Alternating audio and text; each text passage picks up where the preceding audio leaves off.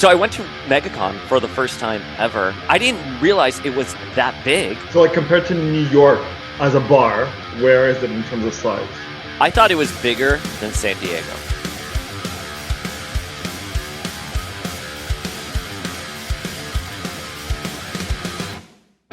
Shout out to the Powers of X-Men podcast.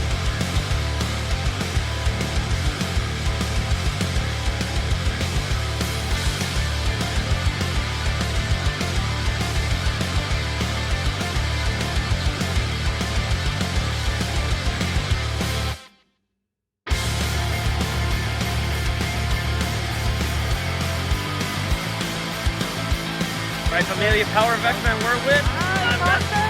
Do you love Power of X-Men? I love Power of X-Men. Right? Yes, I do. What's up, Familia? We just got back from MegaCon 2023, and in order to break it down, I brought some salty Canadians back. I heard the DMs. I get it. You guys like Hammy and Lavarian Lad far more than me, so they're back, and we're going to discuss MegaCon 2023. How are you boys doing? Yeah. Good. Wonderful. A little festively dressed for no reason in particular. Yeah, I was going to say. Thank you. You're like in Del Boca Vista or something. Yeah, I'm on my Canadian vacation, pretending I'm somewhere else. Pretending I'm in Florida for MegaCon. Yeah. Wait, have you ever been to MegaCon, Hammy? I have never been to MegaCon, but I've been to a lot of the conventions that MegaCon also runs. So like the Fan Expo company that runs MegaCon and all the Fan Expos. I've been to a lot of those, but not MegaCon specifically. Sean, I'm assuming you haven't been to MegaCon. I have not been, no. I was DMing you. I kept telling you it's like a 5-hour flight from London. So it's not. It's like a 7-8 hour flight from London. Whatever. And Fine, like, same difference. Giving me a day's notice. Do you want to come tomorrow to Florida? Yeah, sure. I'm like, people can't just hop on a plane, drop their lives, and hop on a plane and come to a convention. That is, but the thing is, like, you were also there for like 2 days. Imagine if Lavarian Lad flew down and you were like, I'm here Friday, Saturday, then I'm leaving. And he's like, oh, okay, cool. So knowing my luck, what would happen is be like, oh, I got booked for a gig, so I actually canceled. So I hope you enjoy Florida alone. Yeah. My gig's actually in London, which is so weird that I made you fly all the way here and now I'm going over there. Shout out to Mike Anderson, Age of Dazzler, because he came to Florida and he was here like, oh, we're going to hang. We're going to do a comic book tour, all this stuff. And I was like, oh, sorry. I got booked for a gig in New York. Bye. And I like abandoned him in Miami. So we love you, Mike. But so I went to MegaCon for the first time ever. I didn't realize it was that big. That was insane. So like compared to New York as a bar, where is it in terms of size? I thought it was bigger than San Diego. That's how big I thought it was. Yeah. Wow. It was so like congested. And I don't know what it was. I was talking to No More Mutants, our boy Ralph, and he was saying that there was no limit on ticket sales, that like people could just buy as many tickets as they wanted. I didn't believe that because my friend David tried to get in and he was told it was sold out. So I had to get him an additional pass. So, but it was like elbow to elbow crowded. It took like 30 minutes to go from the north side to the south side of the convention. Whereas normally I feel like in other cons, you can just find like a really quick alley and just like bolt there. This was like elbow to elbow, every aisle, but it was a lot of fun. I have to tell you, I was thinking about it in comparison to something like WonderCon, which I think the review for WonderCon, I said, not many reveals happen at somewhere like WonderCon. You're really going there to see the cosplayers, and get a sense of community there.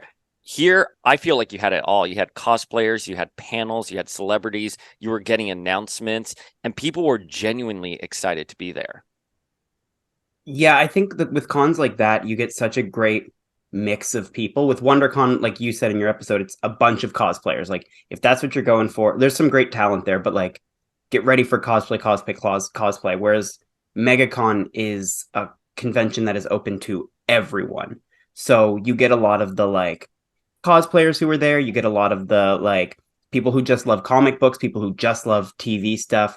And it can be good because you get a great mix of people. And this is so weird to say. It was more family friendly. Like there were a lot of kids there. There were teenagers. Like mom and dad were dressed up as like Wanda and Vision, sort of deal, which I thought was pretty funny. But yeah, not very X-Men heavy. I'm sad to say, even though that we had the Fall of X panel, but not. Well, not yeah, you would think. Well, all the voice actors from X-Men the Animated Series were at C2E2 that same weekend, which I thought was kind of crazy. Yeah, I can't believe C2E2 happened the same weekend. And it's so funny. Dylan and I, Warpath Dylan, over at the House of X podcast, we had content planned where we were going to shade each other. I had like my Gwyneth Paltrow, I wish you well. I wish you well. GIF ready to go. And it was going to be like, I wish you well, C2E2. But unfortunately, his flights got canceled. But he was going to do a panel with Lenore and Zeb Wells. And then obviously, I didn't know they had an X-Men panel, animated panel there with Catherine Disher, Cal Dodd, and Lenore and Chris Potter, who are Rogue, Gambit, Wolverine, and Jean, of course. So, Well, if there's any two people that can sympathize with snow ruining your life, it's going to be Hammy and I as Canadians. I know. Oh, wait, we have Demanda Martini in the waiting room because we're going to record our D&D episode next. Let's bring Demanda in to weigh in on some of the con shenanigans. Demanda, if you're there and you want to join in on our conversation about the con shenanigans. Ooh. Hi, Demanda. Hi. We're talking about MegaCon. Hi. Hi. Have you guys ever met, by the way? I don't know. No. continuity. No, we have Wait. not. Hammy and Demanda have never met? No. No. Shut Just the been- fuck up. Just been distant fans on the social media. I've just been bathing in the legendary status for like a year and a half now. Oh, please. Again, like I haven't been following your thirst trappy after. This is going to be an incredible episode. I like when he buttons up. No. Unbutton more. Yeah, we want some video views on this, Oh, so like God. unbutton as much as you can. Yeah. Well, Dayspring, one thing I noticed about MegaCon for you was like you seem to have enjoyed it, or you would seem to have enjoyed the convention itself more than WonderCon, or at least you were getting a lot more content out of MegaCon, where I don't know if it's because you just had more friends at WonderCon, so you were like hanging out, but the coverage of MegaCon was awesome. Like I was going through it and I was like, this guy's really doing his job out here. Like, he's really doing it. Well, I take it seriously. I mean, I know Demanda has this work ethic as well, which is, they book you for something, you're going to deliver, and they wanted, press coverage. And so, who was on the floor? Jerry Dugan, Benjamin Percy, Greg Land, Jeff Loeb was there. I wanted to snag Jeff Loeb. I couldn't. He created, obviously, X-Men. But yeah, I think the idea was for this one, I was kind of solo. Jeff was supposed to come, but he ended up going to New York. I had no one on Friday that I really knew, so I was able to go on the con by myself and snag the content. And yeah, I think with WonderCon, it was a situation where I was emceeing the Hellfire Gala. I had Namor Cosplay there who needed like a trophy level assist with his cosplay, even though I did nothing for him. Shock. Surprise. I was like, oh, I'll be right I'm back. super surprised that you were unhelpful. I'm sorry, Namor Cosplay. And the one thing I will say about WonderCon, they did a really good job of sending emails about what was going on the press end. So you had more back end stuff to go to, like a Bandai booth, interview Walter Jones. MegaCon, they were just kind of like, here's your press pass, do whatever. Like there was no opportunity to like speak to any like talent and stuff like that. But there was just so much to do, and there was more, panel coverage. Obviously, Fall of X is big. What did you guys think of the Fall of X stuff? It looks wild. Like, I mean, the thing is that anytime they do like one of these huge, like, I guess rebrands or whatever, it's always just like the immediate speculation. And then of course, it's never anything that we expect, which is both good and bad, I think. But I love like if I weren't so booked and blessed myself, like I loved like the play-by-play stuff that you were doing. So it's like anytime I checked my phone, I was like, oh, we got something new from Power of X-Men. We've got something new, which was awesome. So thank you for that. Oh, I was also sober, so that's another That thing. explains a lot. I was high and drunk all of WonderCon, so there was definitely that definitely had a play in it. But no, I think there was a lot more stuff to mine. I was really the talent was also more accessible. I don't know if maybe it's just more of a vendor heavy cosplay convention, but a lot of like Artist Alley, like Dugan was literally just at his table when I went up to him. So I was able to get an interview with him. Oh, you know who I spoke with? I spoke to Greg Land, who did Phoenix and Song. And, he's kind of contentious in the comic book community. I spoke with, he was a genuine nice guy, and he had his wife there, and he was really nervous to kind of like talk. And he was like, oh, I just don't want to say anything that's going to get me, in trouble or stuff like that. I was like, I'm just going to ask you about Phoenix and Song and what it was like to draw Gene. That's it. But again, not to shit on Greg Lane, because honestly, when his stuff first came out, I really liked it. Like his when he worked with Matt Fraction on because the Utopia era is like kind of like a fun era for me. Like I had fun. Not a lot of people did, I guess, but I certainly did. But I love the fact that there's that dinner scene with Dazzler and Northstar. And you can definitely tell that Dazzler is highly influenced by Pamela Lee, which I thought was wonderful. I was like, you know what? Like, yeah, that vibe was also there. Like any sort of like actor or pop star who's like still famous and we all still kind of like, but has also like sort of gone past their like peak era of popularity. Like relating that person to Dazzler is always like, you're always gonna get me with that, because that's who Dazzler is. Like everybody knows who she is because she's supposed to be like that level of fame, but it's also like, girl, what are you doing here? Aren't you famous? And she's like, listen, like, yeah, I was, and now I'm just like a person living my life. But anyway, I did enjoy his stuff, and also he drew the absolutely iconic panel of "Hi, it's me, Allie. Hi," where she's standing there with like the star crotch. Also, I am this close. My favorite dye sub designer, Cyan Man Designs, it currently has their commissions open. And I'm this close to commissioning Starcrotch. Like I'm like almost there, and I'm like, I can't, like, in all honesty, I can't like do it, but I'm like, I really want it. But anyway, yeah, MegaCon. No, he was there. He was a pleasure to speak with. You like the cosplayers too. I know some of the ones that you're like, oh, you'd ask them a question, and you could tell the ones that were like, I am not into this whatsoever, and I'm just doing it to be nice. But they are cringy. It's just that like the reaction on camera when they don't want to. It's always cringy to watch somebody who doesn't want. Oh no! Let me get this straight. Dayspring is the cringy one. Yeah. Dayspring just like shoves he's like, what? Why is Jean the best X-Men? Yeah. You're like, that's the thing that's so crazy. So like when I'm at a convention, I'm used to people like asking me questions and like kind of getting in my face, and like that's not fine, but it's also like I expect it. But like there are some cosplayers who are literally there just to like dress up because they like a character, and they're not there to talk to people or be interviewed by people or whatever, which is also 100% valid. So it is kind of crazy because Paul's energy is so like, hi, what are you doing? What's happening? And what's up, Amelia?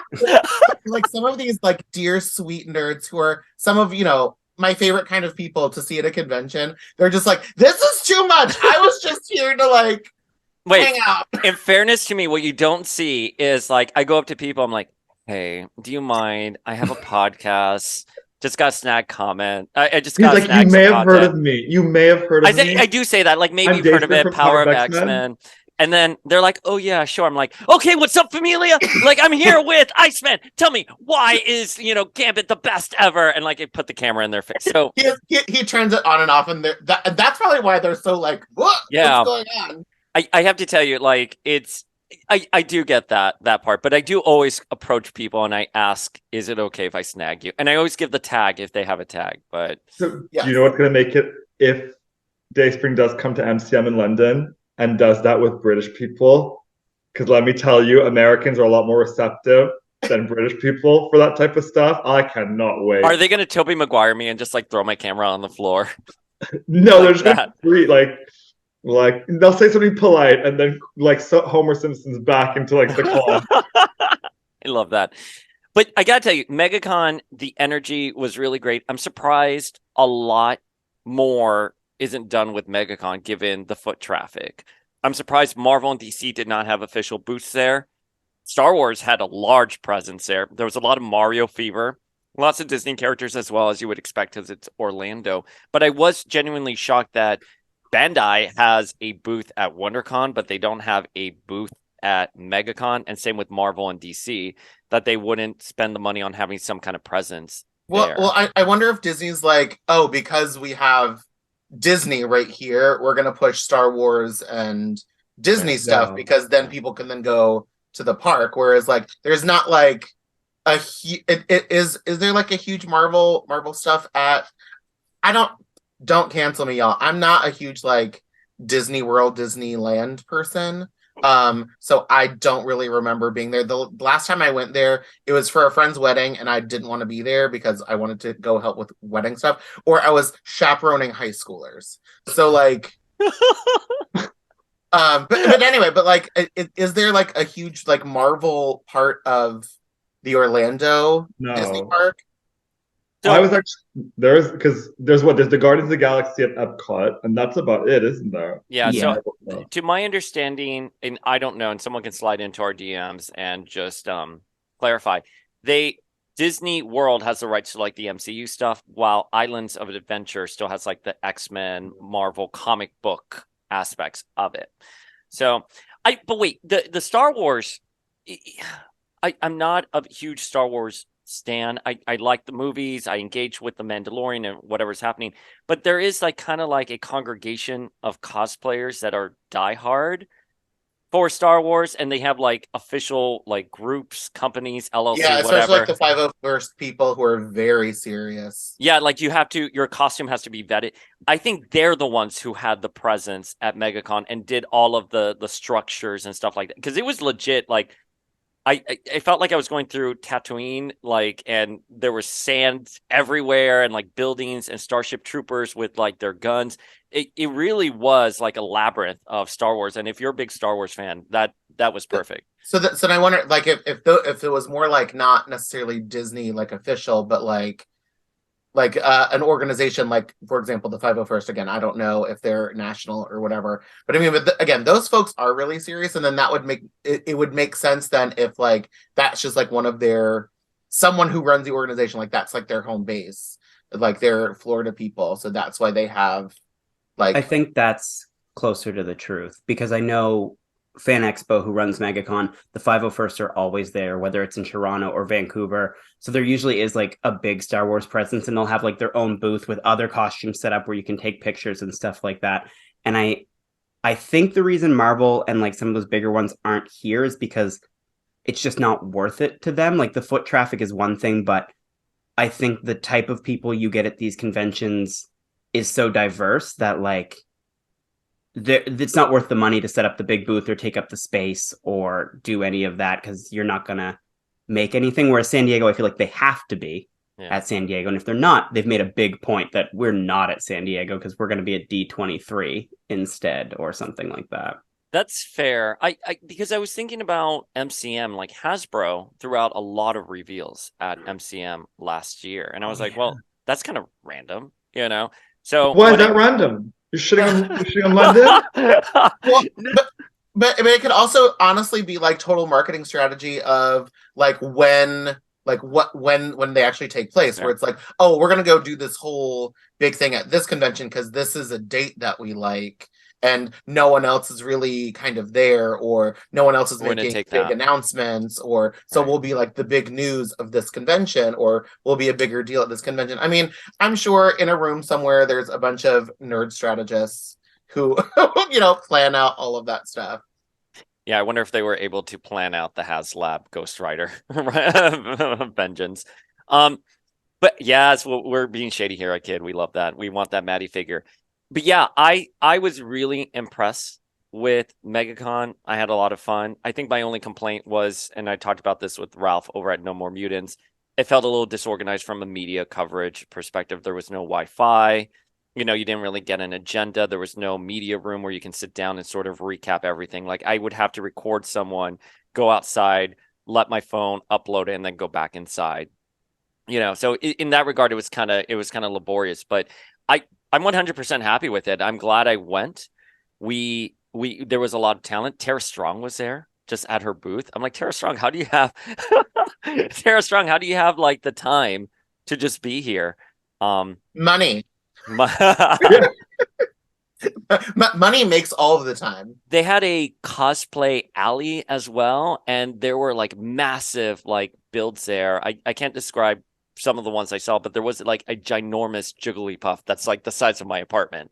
And she was just like waddling around with a Nurse Joy, and it was hysterical. Incredible. So at AwesomeCon, where like we were, where Dax and I usually kind of like hang out, because as Dayspring found out, when me and Dax especially are at a convention, we can walk like 2 feet, and then like more people want pictures or whatever. Oh, I know. I was like, okay, gotta go. Bye. Exactly, because you like want to go experience the convention. Like for me, convention is work, meaning I stand there and I meet people and I talk to And them. you have to take photos, and it's part of the entire experience. That's like me working a convention, whereas like you're like out on the floor, like meeting other people that way. But anyway, that whole kind of back corner section where AwesomeCon is, which is like, you know, a huge convention floor, they have the like celebrity guests, and then behind the curtain is like their cosplay stuff where like all of the cosplayers are, which is fun.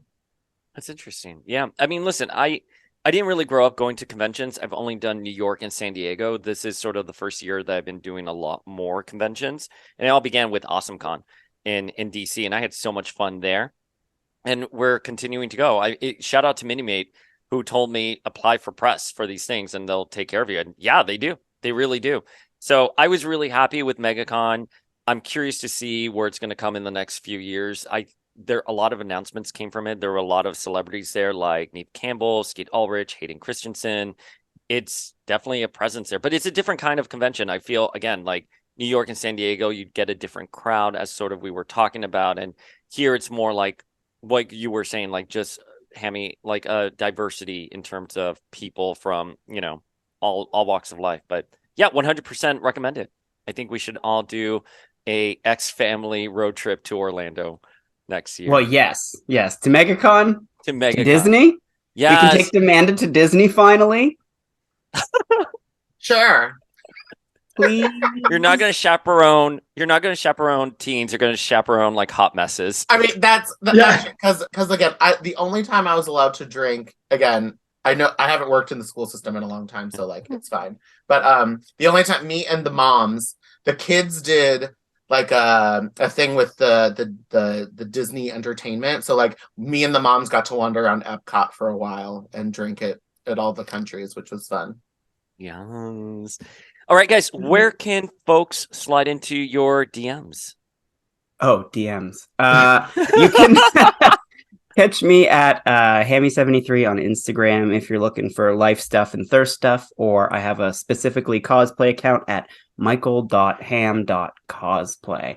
I've stopped using Twitter, fortunately. Yeah, I'm not on Twitter. Sean?